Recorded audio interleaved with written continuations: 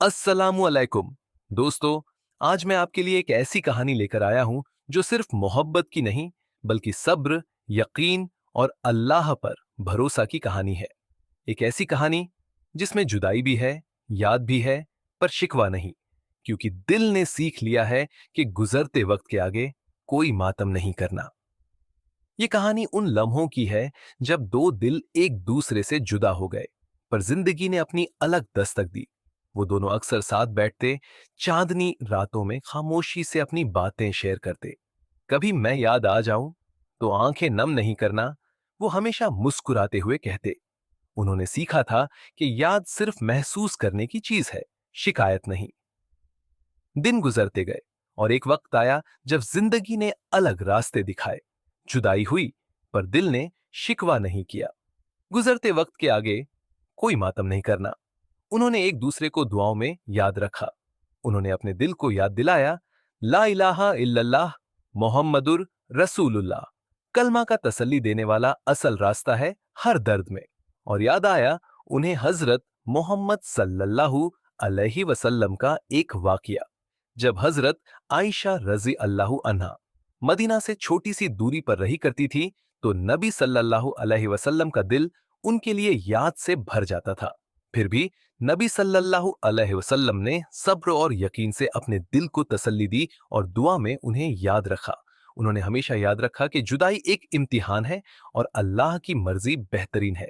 इसी तरह दोनों ने सीखा कि जुदाई भी अल्लाह की तरफ से एक इम्तिहान है और यादों को दुआओं में तब्दील करना चाहिए। एक दिन पुरानी चिट्ठियों में से एक खत मिला। लफ्ज धुंधले थे, स्याह हो गए थे, पर वो समझ गए कि एक वक्त था जब दोनों ने बहुत रोया था। पढ़ के खत उन्होंने अपने दिल को सुकून दिया और सिर्फ दुआ की, अल्लाह जो हमें जुदा कर रहा है उसमें भी अपना हिकमत और रहमत है। जुदाई का दर्द था, पर उस दर्द ने उन्हें सब्र और यकीन सिखाया। बिछड़ना और मिल जाना दुनिया की ये रस्में हैं जो हम नहीं निभाते, पर अल्लाह का फैसला हमेशा बेहतरीन है, उन्होंने सीखा। याद आता था वो लम्हा जब बारिश की रात में हल्की ठंडी हवा गुजरी और उन्होंने यादों की चादर ओढ़ी। पर गम नहीं करना, वो अपने आप से कहते, क्योंकि यादों का मतलब सिर्फ महसूस करना है, शिकायत नहीं करना। उन्होंने सीखा कि याद सिर्फ एक पैगाम है, दिलासा देने वाला। चांद को तकना उनके लिए एक दुआ बन गया। वो मेरी तरह ही तन्हा है, वो मेरी तरह ही आधा है, पर समझेगा तुम्हारा गम और देगा तुम्हें सुकून। दोनों ने अपनी जिंदगी में दुआ और इबादत को अपना साथी बनाया। रोजाना अल्लाह से अपनी मोहब्बत और दर्द की दुआ मांगते रहे। उन्होंने समझा कि हर जुदाई एक इम्तिहान है और हर याद एक दुआ का हिस्सा है। एक दिन दोनों फिर से मिले, लेकिन दुनिया के नजरिए से नहीं, बल्कि अल्लाह के रास्ते से।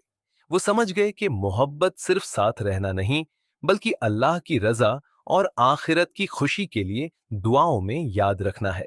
उन्होंने अपने दिल को याद दिलाया, सब्र से हर दर्द को बर्दाश्त करो, कलमा से हर परेशानी में तसल्ली पाओ, दुआ से हर जुदाई को आसान बनाओ, कद्र और तकदीर पर भरोसा रखो। और याद रखो, मोहब्बत का असल रंग तब दिखता है जब हम दुनिया के गम को छोड़कर अल्लाह के करीब चलते हैं। और आखिर में वो दोनों अपनी अलग जिंदगी में खुश थे। ना तो शिकवा था, न गम, सिर्फ एक सुकून और यकीन के साथ कि अल्लाह की मर्जी बेहतरीन है। अल्लाह ने उनके दुआओं और सब्र के बदले उनको निकाह के जरिए जोड़ दिया और उनकी मोहब्बत को हलाल और सुकून भरा बना दिया। दोस्तों, याद रखिए, अगर कभी मैं याद आ जाऊं तो आंखें नम नहीं करना। गुजरते वक्त के आगे कोई मातम नहीं करना। हर दर्द, हर जुदाई सिर्फ एक इम्तिहान है जो हमें अल्लाह के करीब ले जाता है और मोहब्बत के दरवाजे खोल देता है। और जैसे नबी सल्लल्लाहु अलैहि वसल्लम ने हमेशा सब्र, दुआ और अल्लाह पर यकीन के साथ अपनी जुदाइयों को सहकर अपने दिल को तसल्ली दी, वैसे ही हम भी अपने हर दर्द को कलमा, सब्र और दुआ के साथ आसान कर सकते हैं।